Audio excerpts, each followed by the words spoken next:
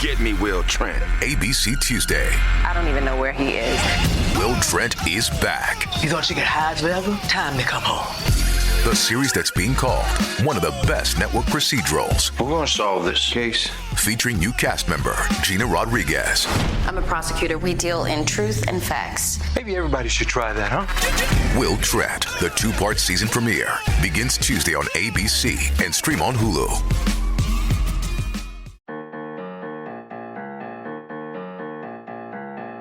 You're listening to the Reversing Climate Change podcast by the team at Nori, the carbon removal marketplace. This is a show about the innovators and entrepreneurs developing solutions to climate change.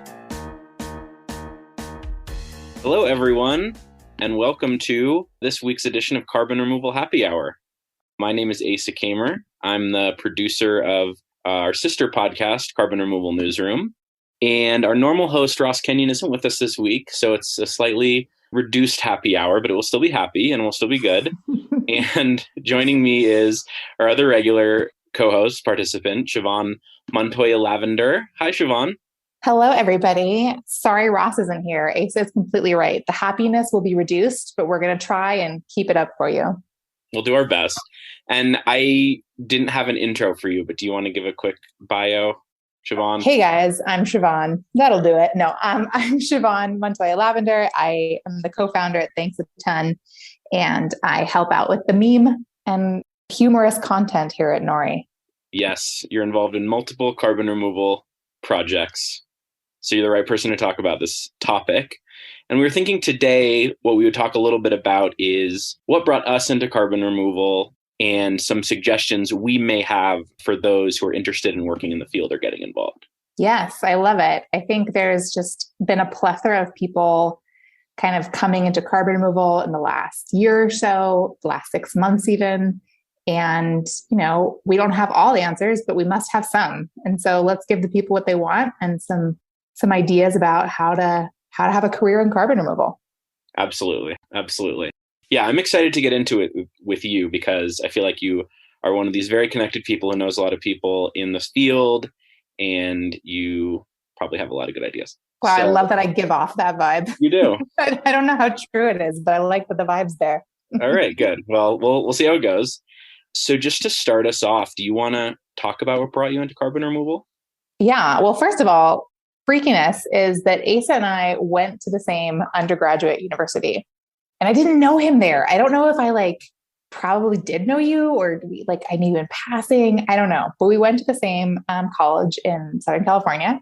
And I don't know about you, but it's pretty uncommon to declare your major early on in liberal arts, right? So liberal arts, most people are declaring junior, possibly even senior year. You know, you're supposed to kind of explore and figure out your niche and everything. I came in freshman year and was like, I need a new advisor. I'm going to be an environmental major. That's what I'm going to do. Came in pretty hot for that. So yeah, I think working in climate was probably always going to be my trajectory, but we didn't call it working in climate back in, 2006, when I started undergrad. How about you? Right. Yeah. Well, Pitzer College. Let's give a shout out. Go Sage Hens. Yes, indeed. I'm the sure wimpiest mascot of all time. It's, by the way, guys, we'll put in the show notes. It's like a desert bird. It's actually really cool and beautiful, but is it something that would intimidate your sporting competitors? I'm going to go ahead and say no.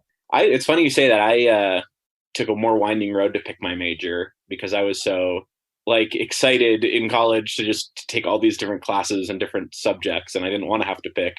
And I was actually going to make my own major so that I could just keep taking all the different classes, but then realized that was maybe not a good idea for various reasons. And the environmental studies department at Pitzer and Pomona, which I think was somehow combined, I don't remember, but there was some connection. Yeah. Was very good. And that was what I was always most interested in as well, was the environmental studies and some of the different aspects of that.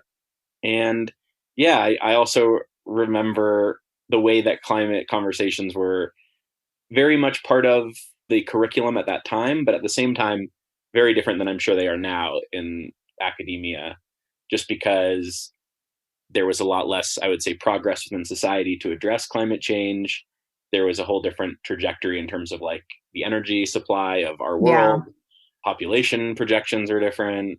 the Paris Agreement hadn't happened. I mean, I remember being like in class when we found out about like the Copenhagen agreements, like not working or not coming together for an agreement in like 2010. And then just like, that was so much more the vibe, I think. Yeah. And I remember I had a class at Keck at the sort of joint science department of some of the different colleges that are connected there. And there was a class, which is actually super educational, where we would review different literature that was coming out related to climate change. And our professor was very interested in climate change, but was also more on the side of like trying to encourage us to think that it was something that would affect civilization on the timeline of like 100 years rather than like imminently. And at the time kind of bristling against that, but he was like the super smart academic guy. And so I had no way to like disagree. But anyway, yeah. So it was just such a very different scenario. And there was the only thing related to like carbon removal, as it were, that I can remember would be like soil carbon sequestration was something that existed. Yeah. So, and there being some, I think one or two classes having some curriculum that touched on that, including a class on like, I don't remember what it's called, like ecological agriculture, I think it was called. And going into the science of that, which was very, you know, I didn't really grow up in an agricultural community. So that was very enlightening for me. But anyway, yeah, I think it was definitely a great jumping off point, that kind of environmental education. Yeah, I think if you can get some, and as you point out, I'm sure the curriculum is pretty different these days, not just at Pitzer, but at any liberal arts college around environmental studies, around climate science. So if you're a college age student listening to this and you have the opportunity to take those classes, if you're even remotely interested in climate, and maybe you find your strength is like marketing or something. And God knows we need lots of marketers in climate. We need lots of, civil engineers in climate. We need lots of all sorts of different skills. So I definitely don't think you need to pigeonhole yourself and say, well, I'm going to study, geology because I want to work in climate or something. No, you can study what you're called to, what you're good at. But if you are interested in climate and have the opportunity to take a climate class, I highly recommend it, just to have that kind of background that can kind of influence and inform decisions in the other academic genres you want to pursue, like marketing or civil engineering or whatever it may be. Yeah. I mean, and the other side of that is, I think most people are very aware of climate change, but it's also such a complex topic. And I think the way it gets covered in mainstream media and just different conversations, you get a very surface level understanding of it, and it can be hard to kind of parse it out. And so giving yourself a little bit of basis of like the science and some of the foundational elements of like what's going on and what some of the headlines mean. Yeah, exactly. Probably really helpful, because otherwise it's, well, even so, it's very confusing no matter what. It's very, very complex, but give yourself a little leg up and give a foundation. I feel like that's a very liberal arts answer of us. We're good liberal arts students. Yeah, we really are. Like, get some basic foundation in all these different genres. They really brainwashed us, didn't they? Indeed. But I think it's good. I think it's good advice for college kids out there. Also, I feel like for me personally, getting into climate and carbon work, my internship was really pivotal. I interned my senior year in the Inland Empire at the California Wilderness Coalition, terrific NGO that was doing different kind of preservation work. And I interned with them my senior year. One of the professors at Pitzer hooked it up. And man, that was like all I was asked about in my first job interview was like all this stuff. And it was, thankfully I had lots of answers. It was like, well, did you use, a stormwater pollution prevention plan when you were looking at implementing this project in the desert and on this BLM land and stuff? And yeah, I think the internship was really pivotal for me. So I highly recommend internships. I know they can be controversial. Like some people would say the opposite. But in my specific case, I'm glad I interned my senior year. Did you ever do an internship? I did. I did a program called the Ontario program, which was through Pitzer, where they basically have this idea of, why not have people like quote unquote study abroad in other communities within, like, it was basically the next town over. And so we had internship opportunities through that. And I recall that there was a Native American tribe that had their headquarters like in Pomona, which is the next town over. And so I really want to put it in quotes, a quote unquote internship where I went there, and really they were just like kind of happy to have us. And we just like hung out with some of the people who ran the office there and did very little work and contributed virtually nothing to their efforts. And I would show up and be like, how can I like help you? And they're like, I don't know, we really need your help. but like if for your education you want to come hang out with us, and so that's also a very Pitzer thing. I remember when I did study abroad. I studied abroad in Botswana in Southern Africa, and I remember the only like training I had before going, like orientation, they were like, you are not there to do shit. Like you are not there to help. You can't help. There's nothing, there's no greater knowledge that you have. Like you are just there to like be quiet and respectful and learn. And that was kind of what was drilled into us. And I think it panned out. Like, I think I got like 99% out of that relationship, and they probably got like 1%. Yeah.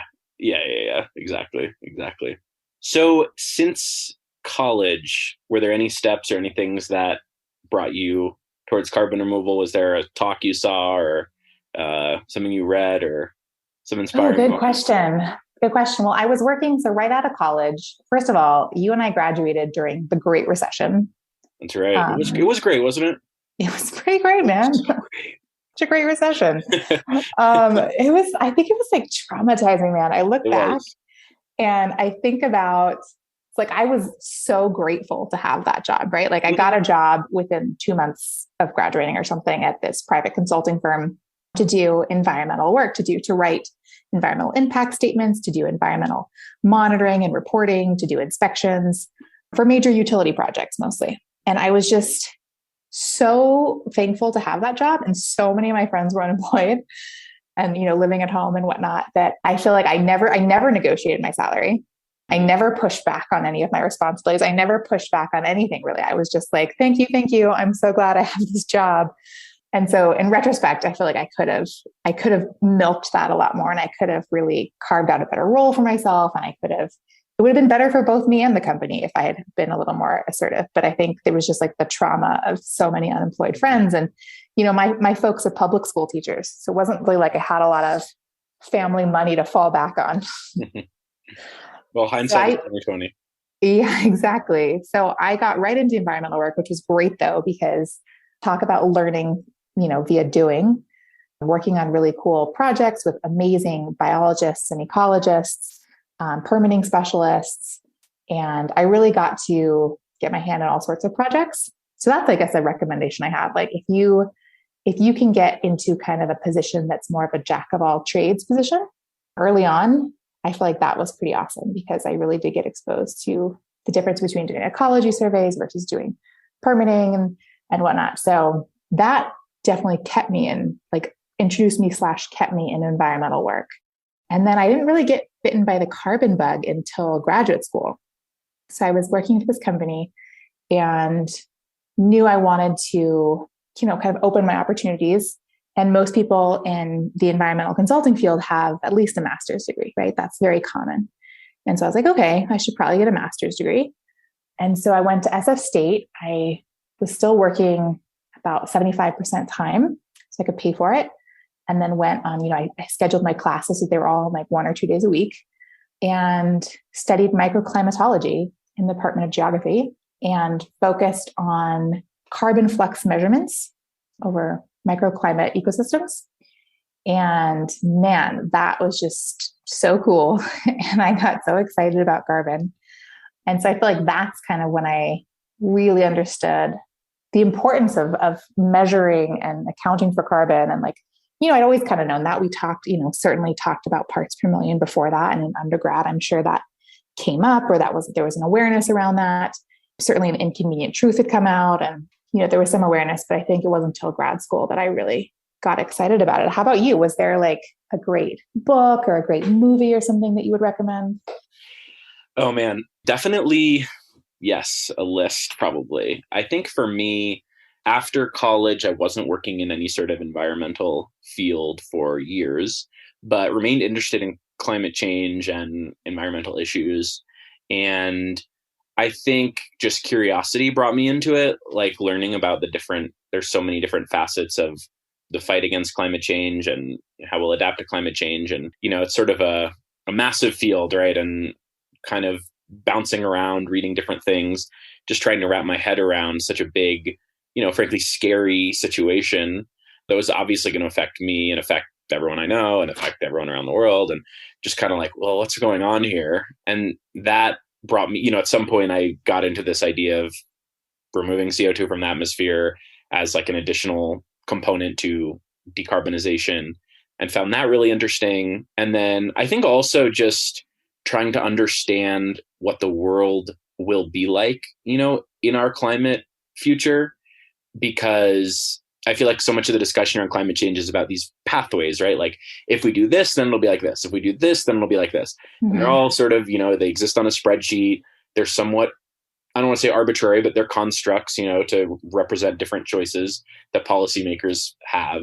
But they don't really tell you as just like a layperson, which I was, layperson trying to educate themselves, like, what's it actually going to be like? Like, what is the future going to be like? Which of course we don't really know, but maybe could we project a little bit, or could we have some understanding of like, where are we headed here? What's going to be going on? And, learning about the climate scenarios and, these climate agreements of like, we're going to be at 1.5, we're going to be at 2 degrees, et cetera. And realizing that the math that they made it work to plan out how we would reduce our emissions such that we only have a certain level of warming, they often use negative emissions technologies. And being like, like that's interesting. Like, how are we going to do that? And they're still doing that. And it's, obviously there's some, I would say, controversy in the, that's something people can debate about, how models are made. That's not really what I'm trying to say here. I'm just trying to say that kind of opened my eyes to the idea of like, oh, this might be something that's going to exist on a large scale in the future. Yeah, I like the curiosity in this story. You really I like how this is kind of like innate curiosity led you into this, and like thinking about because I think that's very relatable. I think a lot of people that are looking at the news and hearing stories about climate change and wanting to get involved are trying to think like, what is the world going to look like? What do all these climate models mean? Like, I think that's true for a lot of people. Totally. And like, not to get too far afield here with my various theories and beliefs, but get far afield, go for it.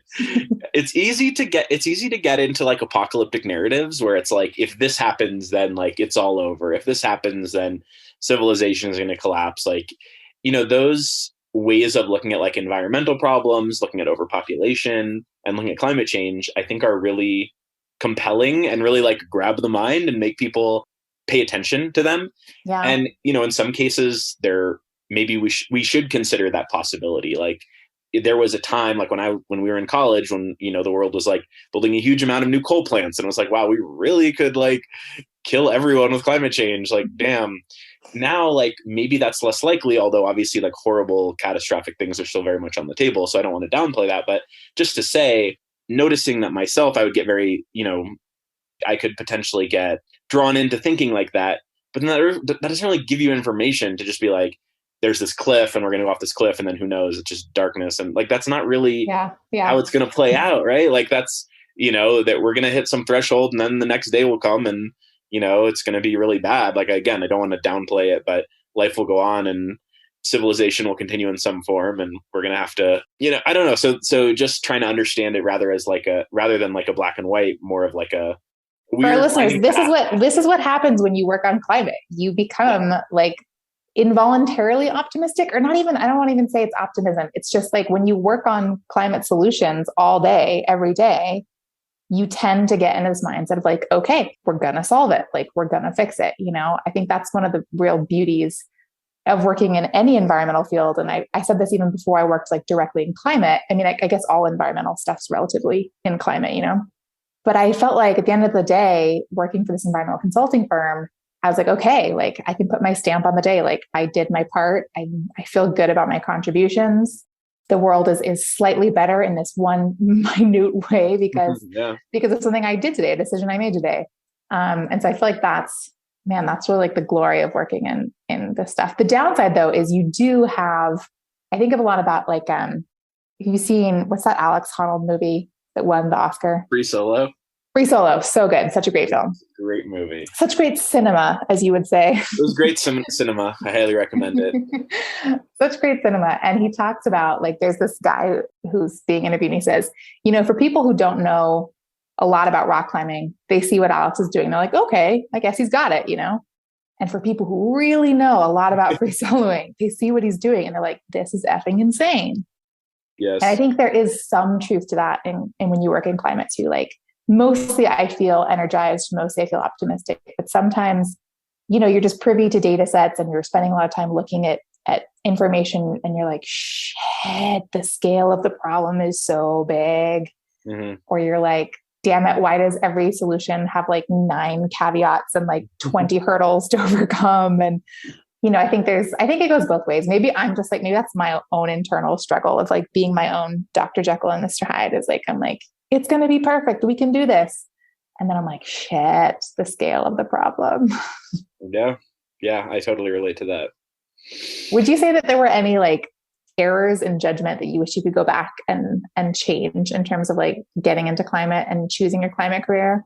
Errors in judgment. I mean, I think I actually did out of college get a little burnt out on it and didn't work in the climate field for years. And I was actually working in mental health, which I think is sort of interesting. Like there's, looking back and kind of analyzing my decisions, like in retrospect, mental health has also a component of wanting to help people, wanting to support people. There's also like a crisis response type of element to it, but it's more direct, or at least theoretically it's more direct, like working directly with people rather than working with big systems and government and science and all these things. So I think I really liked that for some time, like working directly with people and, talking about their situation, their lives, like what they were going through and just kind of hashing it out and listening. And there's just like a different type of connecting to the problems that people have that way versus working in climate. But it's kind of interesting that I've since like kind of come back around to being focused on environmental issues professionally, like since being in college. So I think it was maybe I was always going to end up there, but I had to kind of detach a little bit from it out of college. I think for a variety of reasons. Like one, it can be very overwhelming and emotional to like be so connected to it. Like there's just a burnout factor. Yeah. But I also think I was maybe trying to, I don't know like exactly how to put this, but there is just sort of I don't know. I guess there wasn't the right foothold for me to work in it that I found. So it just took some time for me to like learn more, find what I was really interested in. Yeah.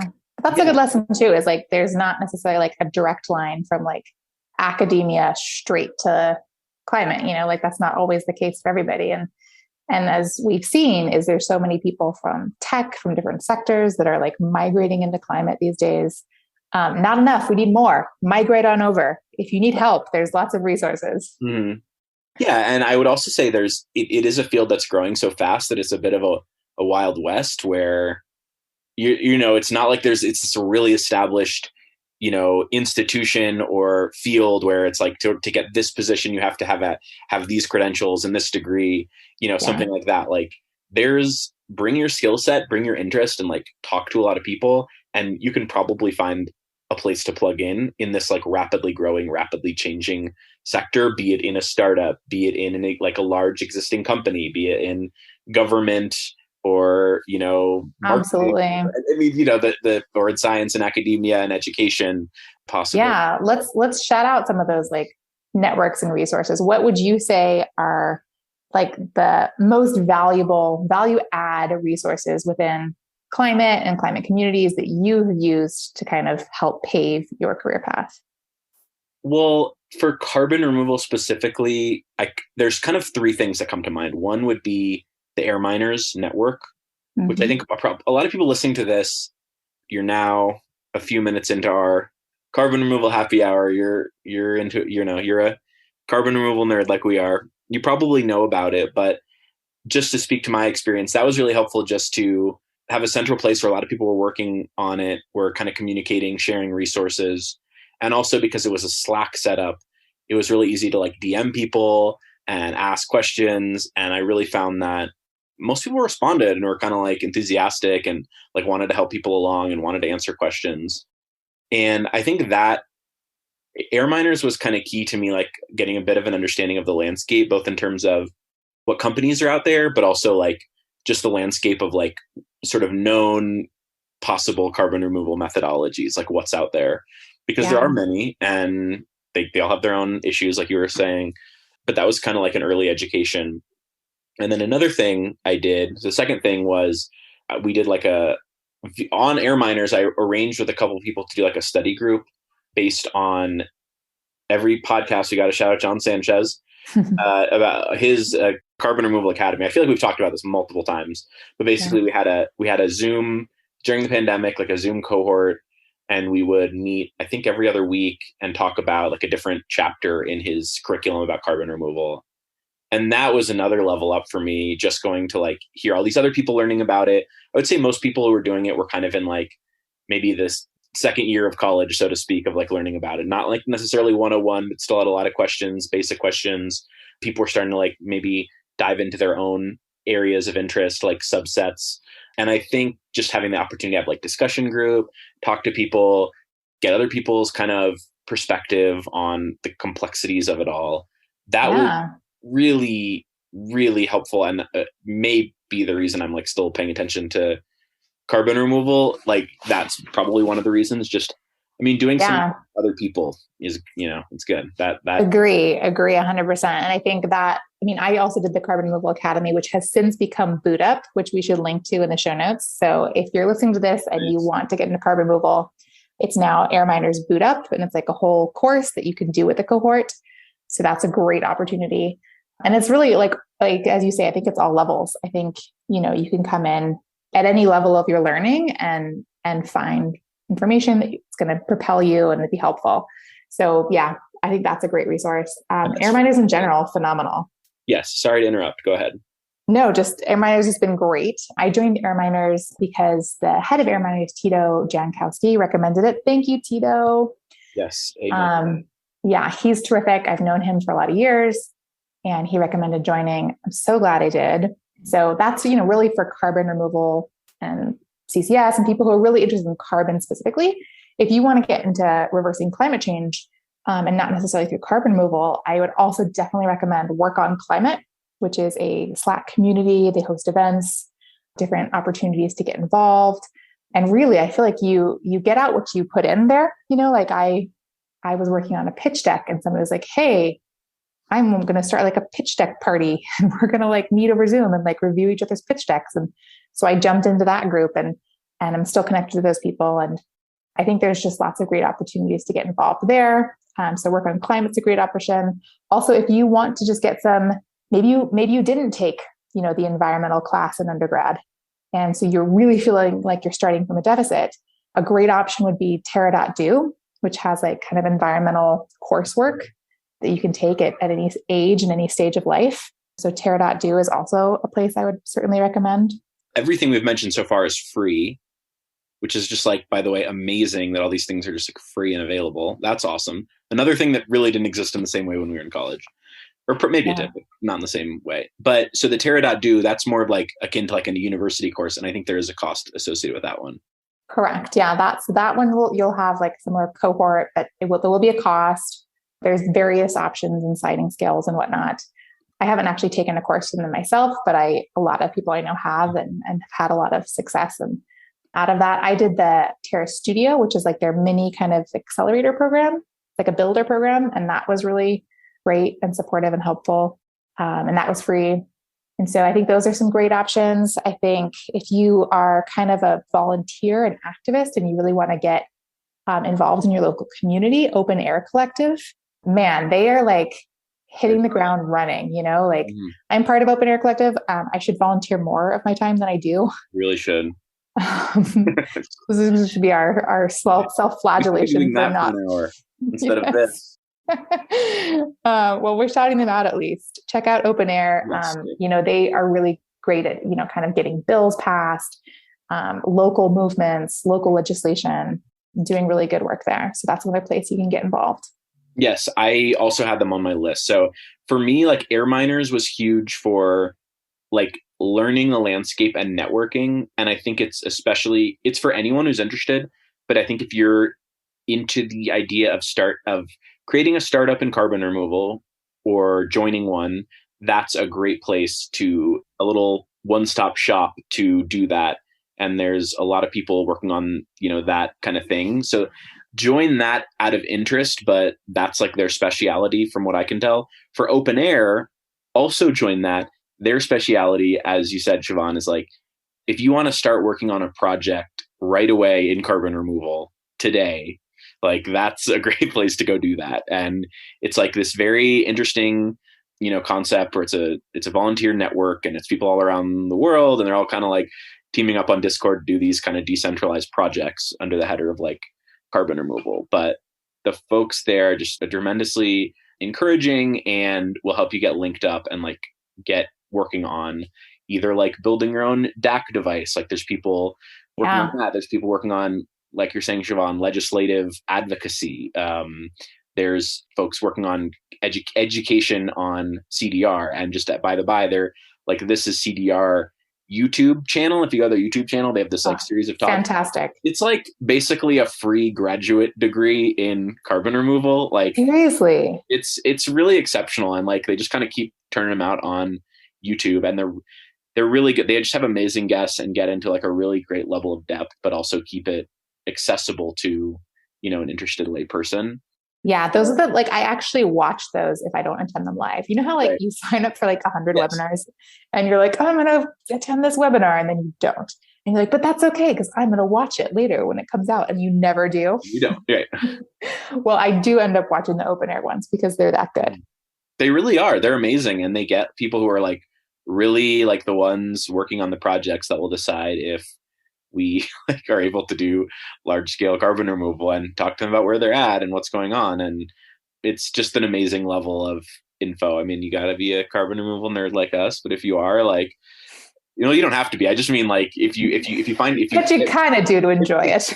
If you make it all the way to their YouTube channel, you already are. But like, it's just great stuff. So definitely shout out to them. But you could also like work on those kind of projects behind the scene to like put them up and, you know, arrange it. So I would highly recommend that group as well, for just like that's a great education. And for me, like, I was doing some projects with them, met some good people there, was just very encouraged. Like, I just have to say, like, there's just something about like the encouragement that I think helps kind of cement you, open air pun.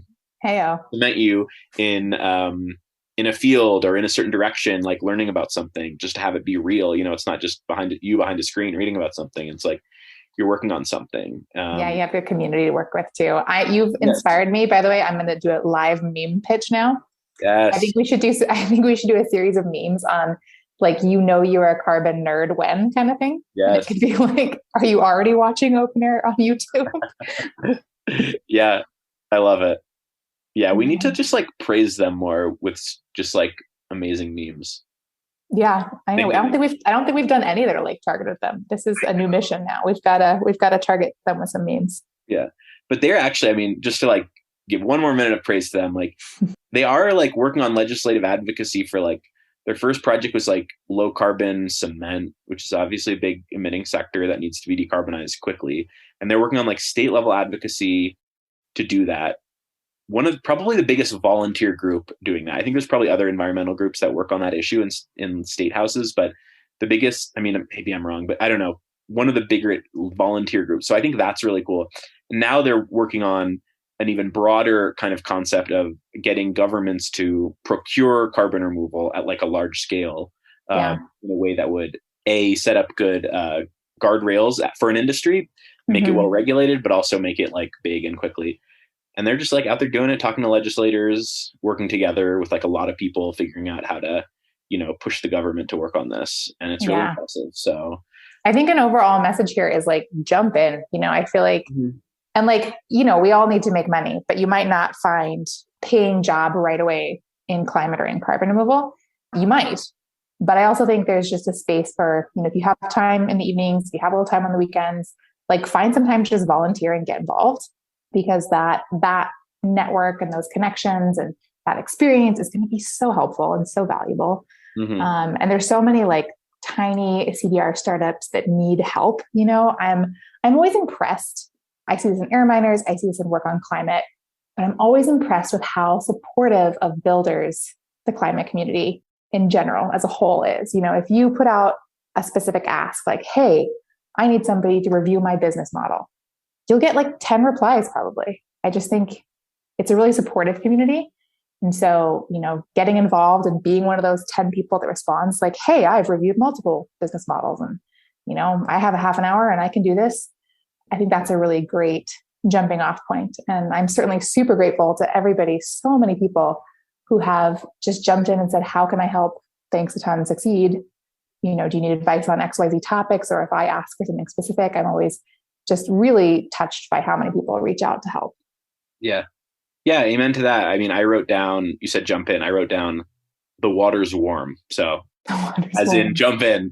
So I think the water's warm. We need more ocean alkalinity. We need to cool the water. But yes, another unintentional pun, but I meant like get in there. And with so much money, so much funding flowing into this field, only more to come broadly for climate via the new, well, in the US anyway, via the new climate bill, going to spur so much, hundreds of billions of dollars of investment probably. So we all, like you said, we all need to pay rent, but that's not going to, I mean, there's a lot of there's a lot of open positions in carbon removal, in climate, and maybe there's an interim where you have to volunteer or network or do all those things we all have to do in this day and age to get jobs. But there are lots of jobs. And as we were talking about before, like it's not science specific anymore. I don't think. Like, yes, there's tons of chemical engineer jobs that are deeply needed.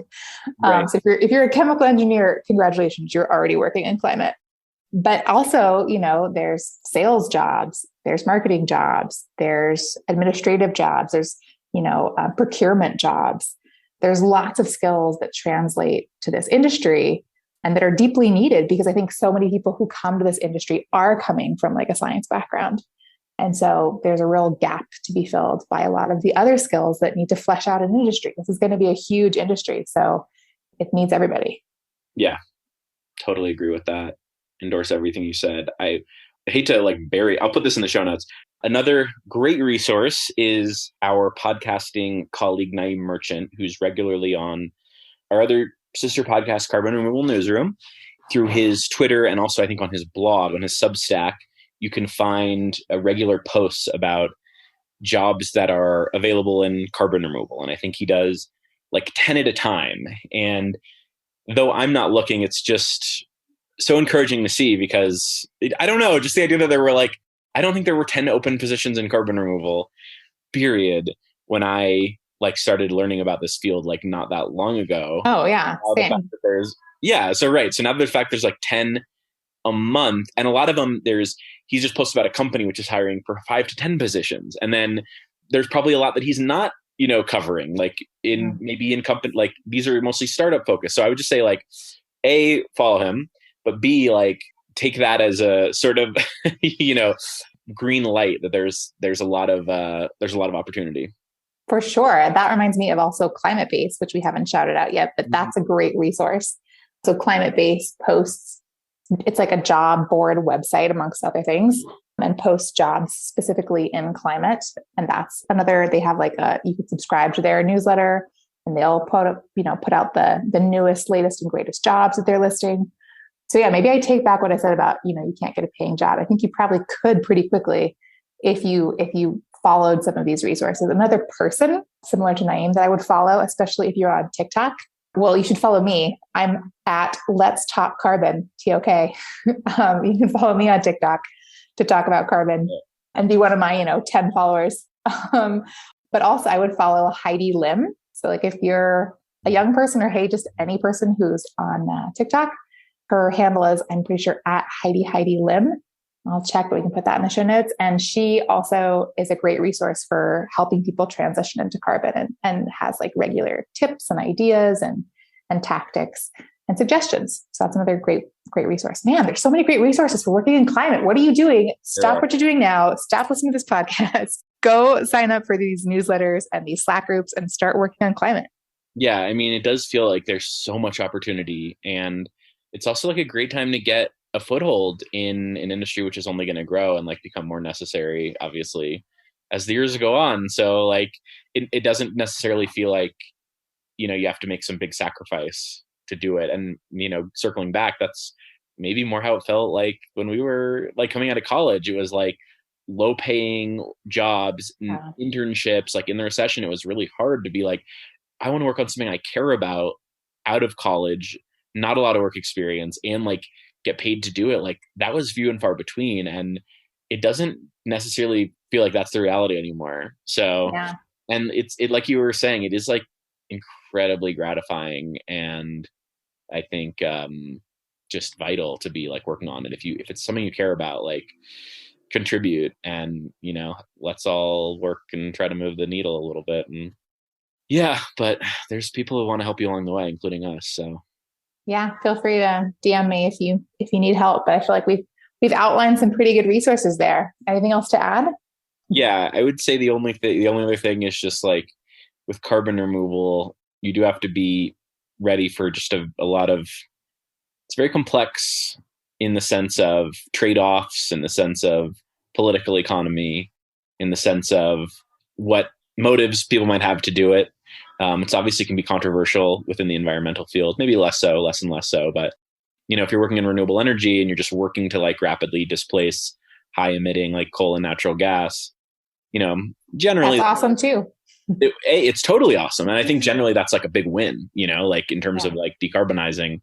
Whereas, certain elements of carbon removal, like you do have to grapple with certain questions about like funding, citing of issues, investing in other forms of decarbonization. Like it's complex and there's not an easy answer. And I think the folks that do end up focusing on it share a realization and an understanding that it will be necessary, and it will be necessarily at a large scale, and it's worth the investment now. But I'm just saying there's a lot going on. There's a lot of different competing narratives. There's a lot of facts that are a little bit, uncomfortable that you have to kind of sit with and deal with and find your own sort of compass within that. And so to me, like the flip side of all that is it's actually like sort of a benefit. And I really like, focusing on something that's, very complex and tricky in that way. And it's sort of an intellectual challenge, and there's no like necessarily easy answers. So I think there's actually something that like, because it's such a hard problem, it like draws people who want to like work on that.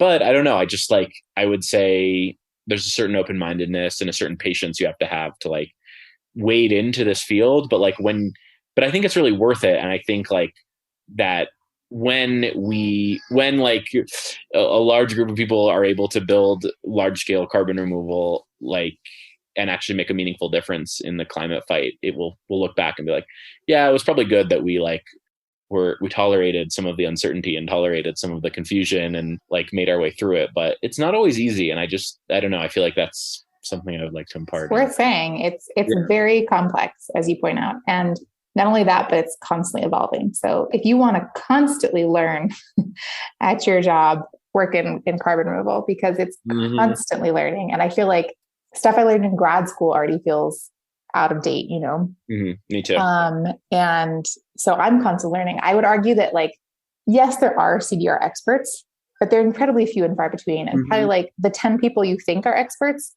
probably wouldn't consider themselves experts, because it is so complex and it is so evolving. And just because you're an expert in like one facet, as you point out, carbon removal is like a real economic problem, and it's an industry problem, and it's a circular economy problem. And, it's not just a science problem, or it's not just a policy problem. It really needs to be tackled from all angles. Amen.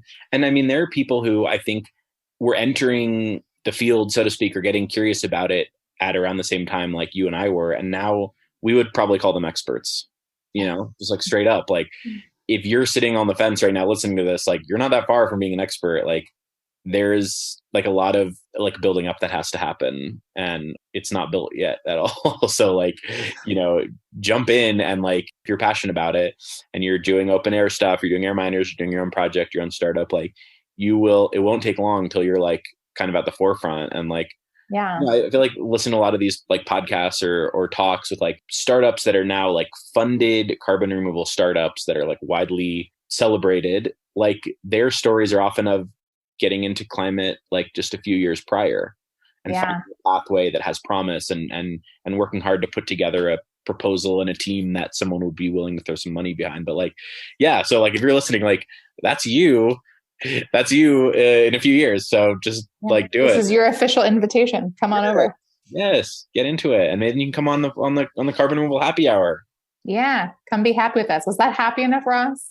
I feel like we didn't meme enough on this one, but that's true. But hopefully there were some fun tips and tricks for people. Hope this is more useful than our average podcast. It will be pure memery next week. We will just be degenerates, and we will do nothing but talk about various pop culture things and make jokes about carbon removal, and it will be super unhelpful but fun.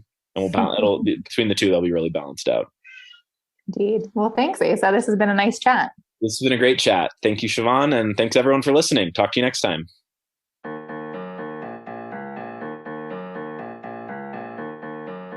Thank you so much for listening. If you could please subscribe and give us a great rating and review on Apple Podcasts or a rating on Spotify, that'd be much appreciated. It helps us get our content out to more people. You can sign up for our newsletter at nori.com, follow us on social media, and we will catch you next time.